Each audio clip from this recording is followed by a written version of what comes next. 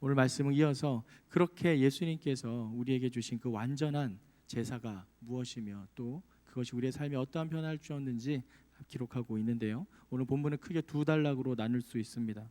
첫 번째 단락은 11절에서 18절까지의 말씀이고요. 그리스도 제사의 완전성에 대해서 이야기를 하고 있습니다. 두 번째 단락은 19절에서 25절까지의 말씀이고요. 그 그리스도로 인한 성도의 삶의 변화에 대해서 세 가지로 나눠서 기록을 하고 있습니다. 먼저 첫 번째 단락 그리스도의 제사의 완전성에 대해 함께 살펴보겠습니다. 11절과 12절 말씀까지 함께 읽어보겠습니다. 시작. 모든 제사장은 날마다 서서 섬기며 반복해 똑같은 제사를 드립니다. 그러나 그것들은 결코 죄를 제거할 수 없습니다. 그러나 그리스도께서는 죄에 대해 단번에 영원한 제사를 드리시고 하나님 오른편에 앉으셨습니다. 아멘. 대제사장이 드렸던 구약시대의 제사는 계속해서 반복적으로 드려지는 제사입니다. 그들이 드렸던 그 피로서는 도저히 죄를 한 번에 속죄할 수 없었기 때문이죠. 어제 말씀처럼 그 죄들을 계속 기억나게 해서 해마다 제사를 통해 그들은 죄를 씻어야만 했습니다. 그래서 11절에 보시면 독특한 표현이 있는데요. 제사장은 날마다 서서 섬기며라고 되어 있습니다. 서서의 동그라미를 쳐주시고요. 12절에 보면 반면에 예수님께서는 단번에 제사를 드리고 하나님 앞에 앉으셨다라고 되어 있습니다. 그 앉으셨다에 동그라미를 쳐서 서서와 앉으셨다를 연결해서 가운데 VS라고 해주시면 됩니다. 대비되는 장면입니다. 대제사장들은 앉지를 못합니다. 계속 서 있어야 됐습니다. 잘 아시는 것처럼 귓술에 방울을 달고 소리가 날 때까지 계속 돌아다니면서 그 지성소 안을 거닐어야 했습니다. 소리가 나지 않으면 죽은 줄로 생각하고 줄을 잡아당겨 끌어냈었던 것이죠. 그것은 날마다 서서 반복해서 제사를 드렸습니다.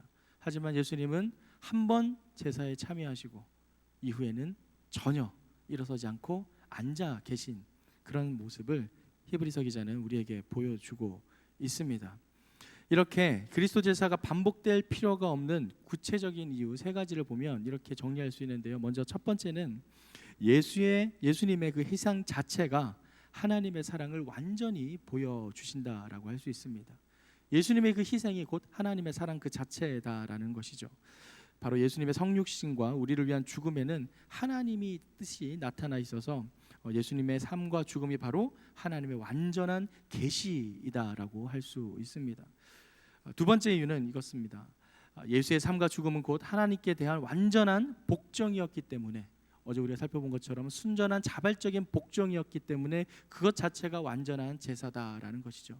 우리가 잘 아는 것처럼 하나님께서 기뻐하시는 것은 제물에 있지 않았습니다.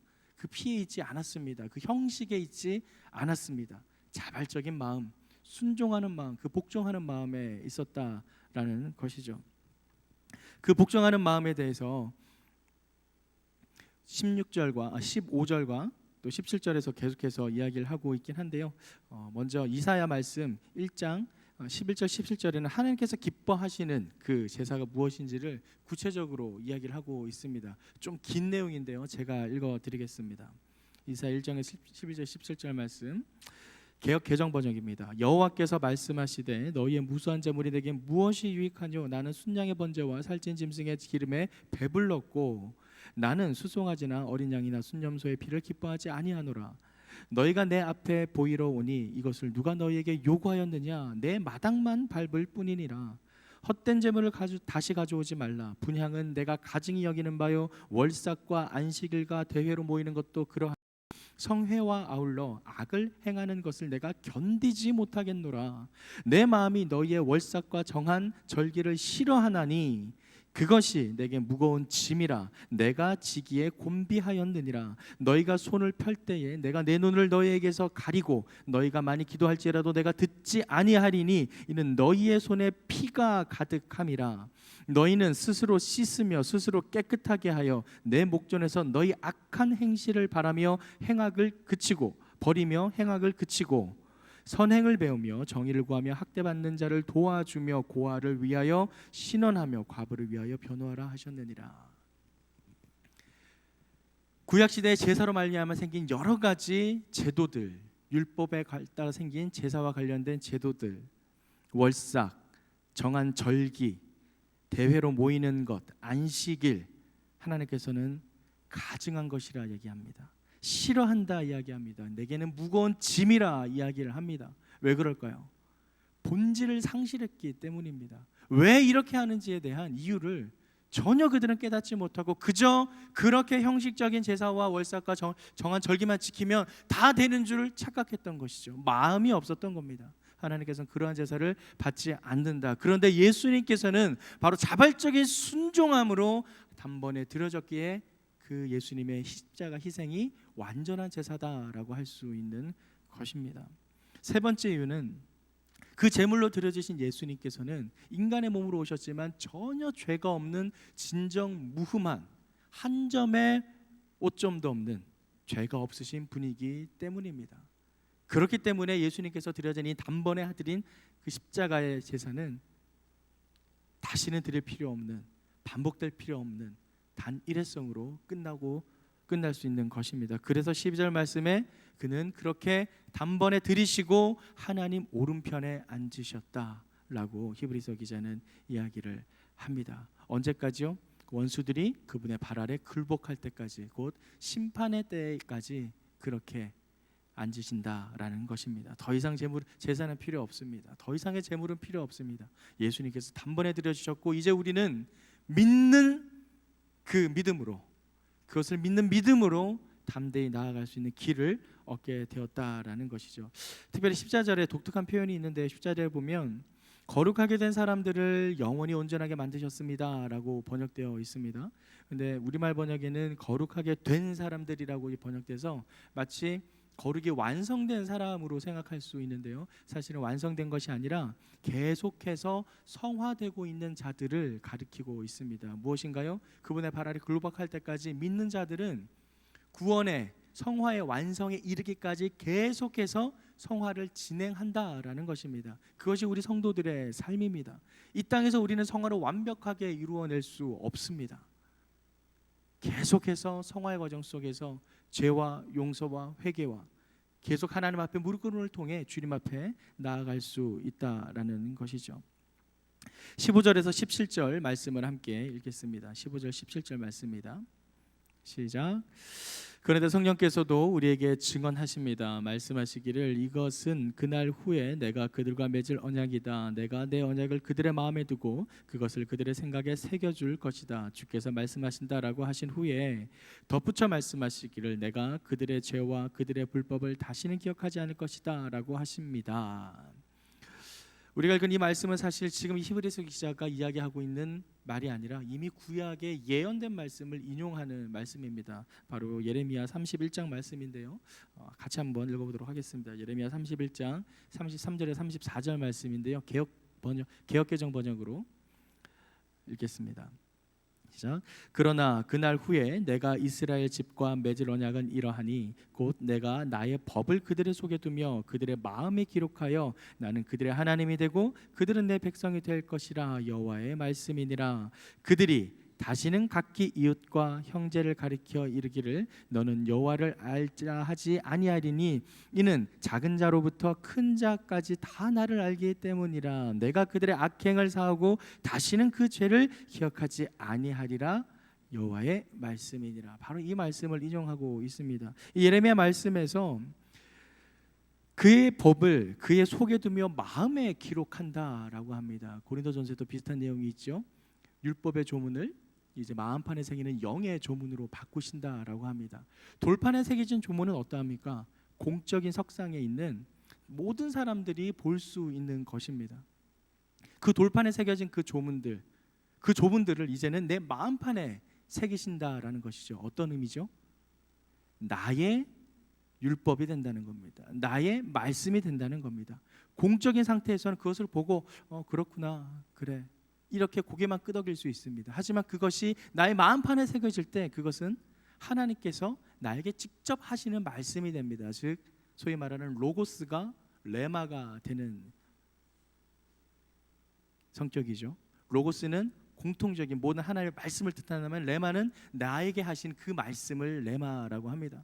바로 마음판에 새겨진 그 레마, 그 말씀을 통해서 이제 하나님께서 내가 너희와 직접 교제하겠다, 관계하겠다라고 말씀하시는 겁니다. 무엇인가요? 제 제사장, 그들을 통해서 드렸던 이제 구약 시대의 제사는 더 이상 끊어지고 예수 그리스도를 믿는 믿음으로 말미암아 너희가 나와 직접적인 교제와 관계를 하겠다라는 선포이십니다.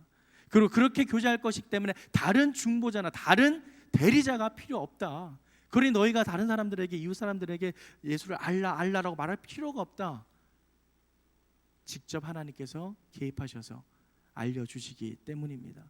더 이상의 중개자가 필요 없다라는 겁니다. 하나님과의 직접적인 관계가 예수 그리스도를 통해서 이루어진 것, 그것이 바로 예수님께서 십자가에 드려진 단번의 제사입니다. 그렇기 때문에 그 제사는 완전합니다. 그리스도의 제사는 완전합니다. 더 이상 드려질 필요가 없습니까? 사랑하는 성도 여러분, 그 제사를 믿으십니까? 단번에 드려진 십자가의 능력을 믿으십니까? 그 능력을 믿으신다면 이제 두 번째 단락에서 나타나는 우리들의 성도의 변화들이 어떻게 나타나는지 구체적으로 이야기를 하고 있는데요. 한번 두 번째 단락을 살펴보겠습니다. 두 번째 단락은 다시 한번 또 나누어서 세 단락으로 나눌 수가 있는데요. 먼저는 19절과 20절, 그리고 두 번째는 21절과 23절, 세 번째는 24절과 25절까지의 말씀입니다. 이렇게 세 가지의 성도의 변화된 삶을 설명을 하고 있습니다. 먼저 19절에서 20절 말씀을 함께 읽겠습니다. 시작. 그러므로 형제 여러분, 우리는 예수의 피로 인해 지성소에 들어갈 담대한 마음을 갖게 됐습니다. 그 길은 예수께서 우리를 위해 휘장을 통해 열어놓으신 새롭고 산 길입니다. 그런데 이 휘장은 바로 그분의 육체입니다. 무엇인가요? 그리스도 인한 성도의 변화된 삶, 첫 번째 바로 지성소로 담대히 나아갈 수 있게 되었다라는 겁니다. 우리가 주님 앞에 예배를 드리는 것, 아까도 말씀드렸지만 더 이상 매개체나 중개자나 중보자가 필요 없는 예수 그리스도가 우리의 진정한 중보자가 되어 하나님 앞에 나아가는 직접적인 관계에 들어갈 수 있다라는 것입니다. 다 아는 것처럼 지성소에는 1년에 단 한 번 대제사장 단 한 명만 들어갈 수 있었습니다. 이젠 그렇지 않습니다. 언제든 주님 앞에 나올 수 있습니다. 언제는 하나님 앞에 나와 예배할 수 있습니다. 바로 예수 그리스도의 능력으로 말미암아 우리는 그런 은혜를 누리게 됩니다. 기쁘지 않으신가요? 이게 기쁘려면 레위기를 잘 읽으셔야 됩니다. 레위기를 읽으시면 우리가 어떻게 하나님 앞에 나아갈 수 있을까라는 두려움에 사로잡힙니다. 이렇게 복잡하고 이렇게 어렵고 이렇게 제사가 심각한 거였구나.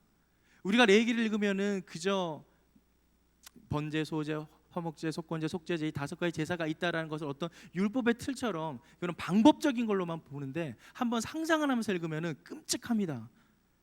그 성소, 그 성막이 피로 난자합니다. 저는 닭을 잡는 것만 봤는데요. 닭 잡는 것만 봐도 끔찍합니다. 닭 잡는 거 보셨어요? 모가지를 비틀어서 드럼통에 넣고 파닥파닥거리는 피가 칠갑을 해요.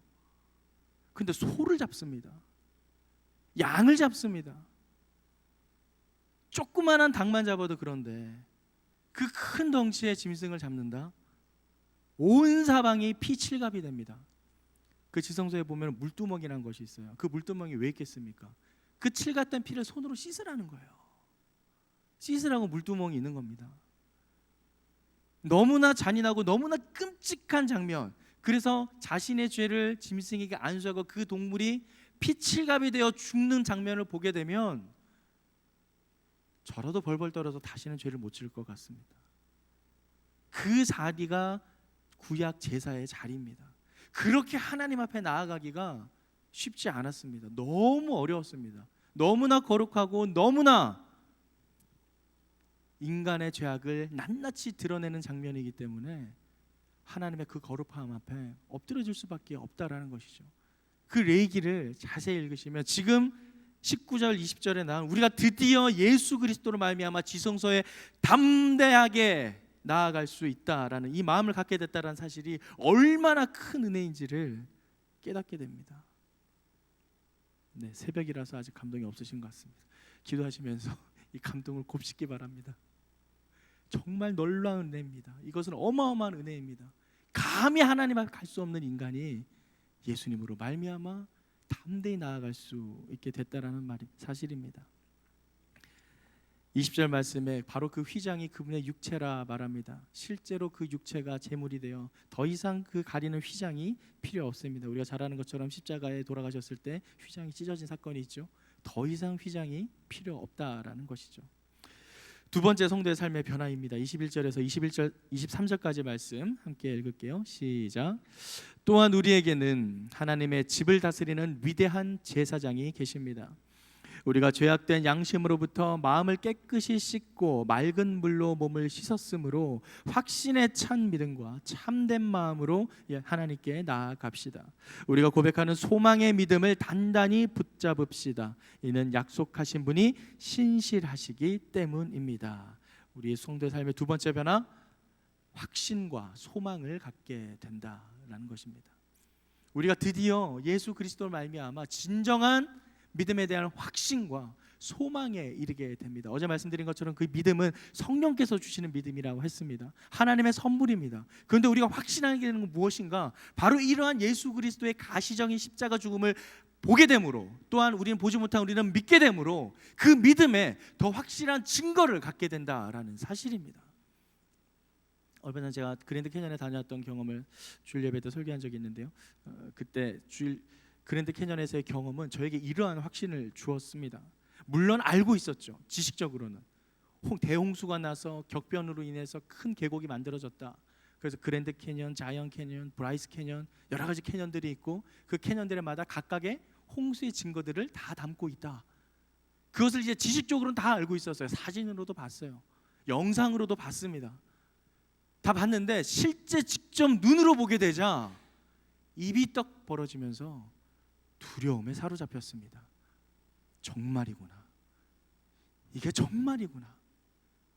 마음으로 믿었고 머리로 지식적으로 믿었던 그 믿음이 확신에 거하게 된 것입니다. 확신에 찬 소망, 우리가 갖게 되는 성도의 두 번째 삶의 변화입니다.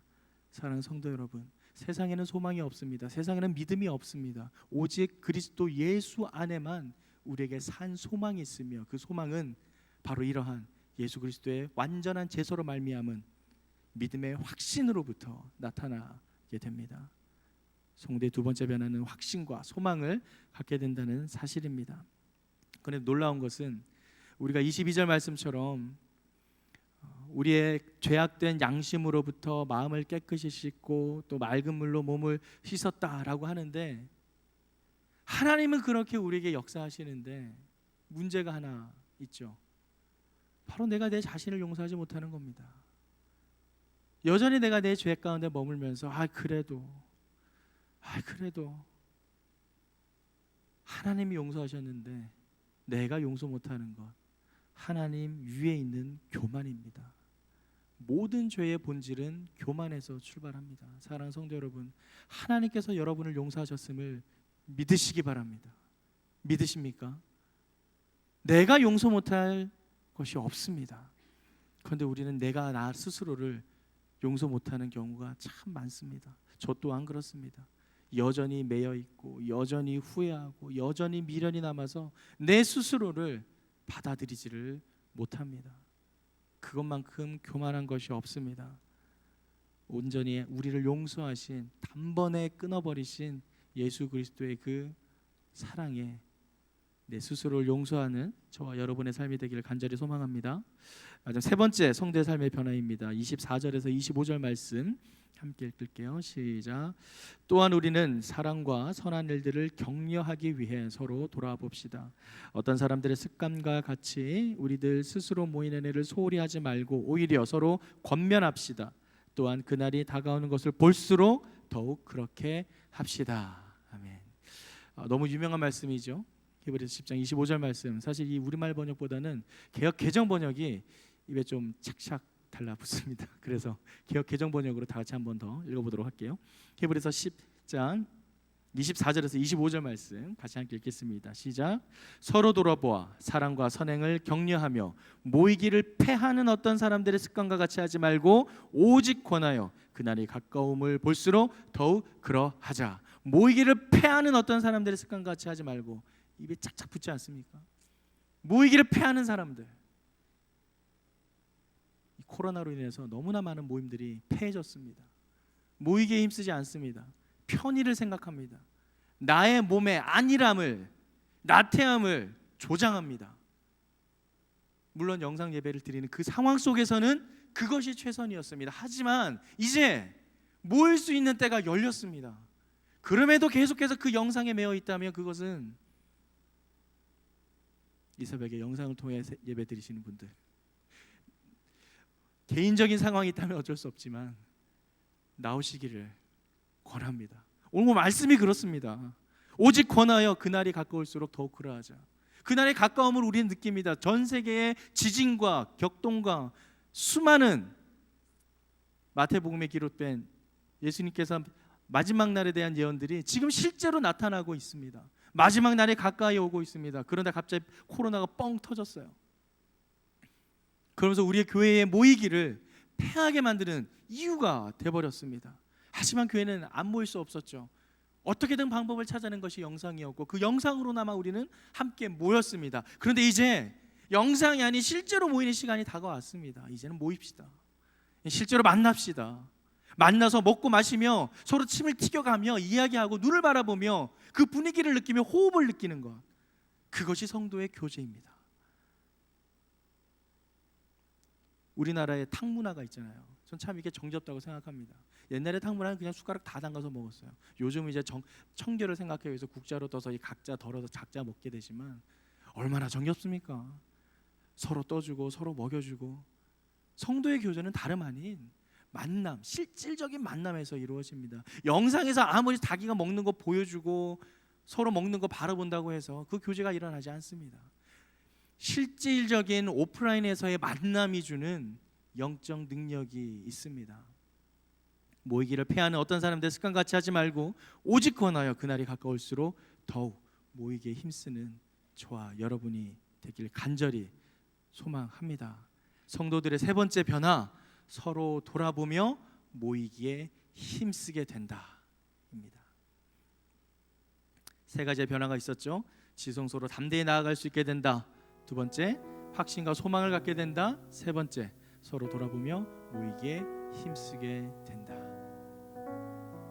오늘 말씀을 통해 예수 그리스도의 믿음과 확신 속에 거하는 우리 모든 믿는 자들이 더욱더 모이기에 힘쓰며 성도의 교주를 이루어가는 삶을 살아가기를 간절히 소망합니다. 이제 개강 예배가 시작됐습니다. 그리고 이제 공동체 순모임이 시작됩니다.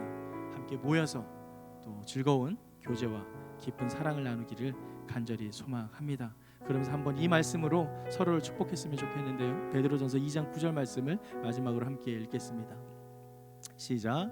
그러나 너희는 택하신 족속이요 왕 같은 제사장들이요 거룩한 나라요 그의 소유가 된 백성이니 이는 너희를 어두운 데서 불러내어 그의 기이한 빛에 들어가게 하신 이의 아름다운 덕을 선포하게 하려 하심이라.